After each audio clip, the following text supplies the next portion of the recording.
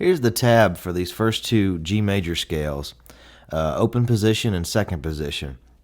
Since G is the most common bluegrass key or most common bluegrass shape, you can capo and turn this into different keys, but still use these same chord and scale shapes. So these two shapes are really crucial. The first one here is open position, which means it utilizes the open strings when available. And the second one would be considered second position and doesn't drop below the second fret. But if you look at the standard notation, you'll realize that it's all the same notes. It's just two different ways of playing them.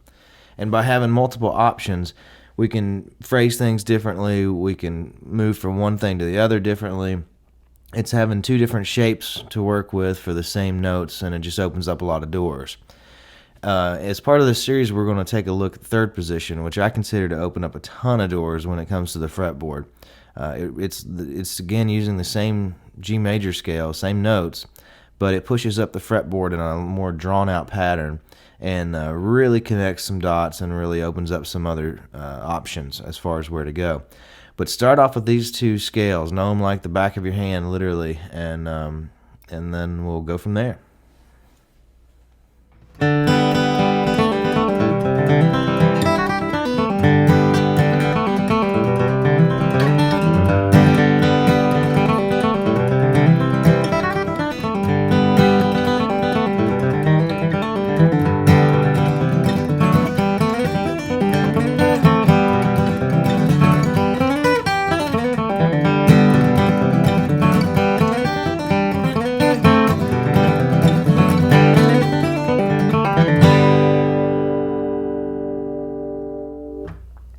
So now we're looking at G position, which is the most common bluegrass position. And with the capo, you can capo up and play in different keys. You know, second fret, you'd be in A, but it still looks like G, and so on. B or B flat's a real common key to hear people singing in. But we're going to look at this in open, just standard open G position. And you've seen the tab for the first two positions we're going to look at, open and second position, or first and second position.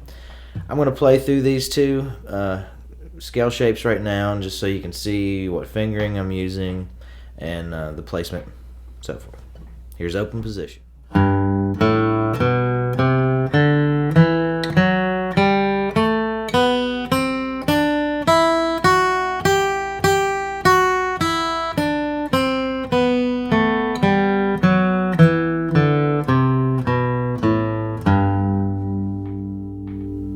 I'll do that again, and you'll notice that my finger number, so 1, 2, 3, 4, just matches the fret we're using for right now.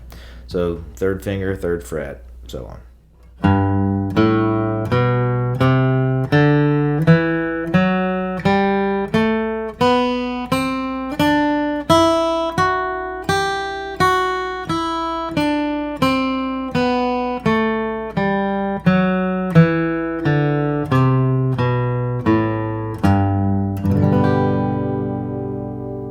Second position starts on the same G, same third fret on the 6th string, on the low E string.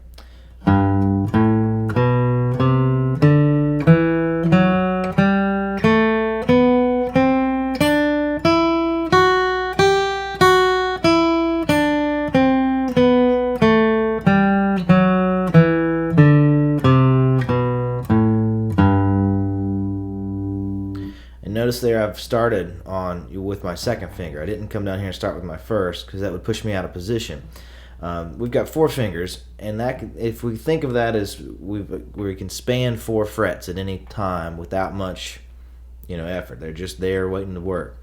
And so if I look at that and take that approach, 4 frets, 4 fingers, and I look at my lowest fret and my highest fret in the scale or the tune I'm about to play, I just go with the logic that my first finger's going to play the lowest fret, my pinky's going to play the highest fret.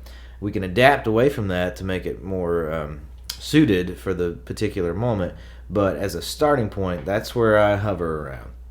So with that logic, I've started my scale with the second finger. So I'll do that again.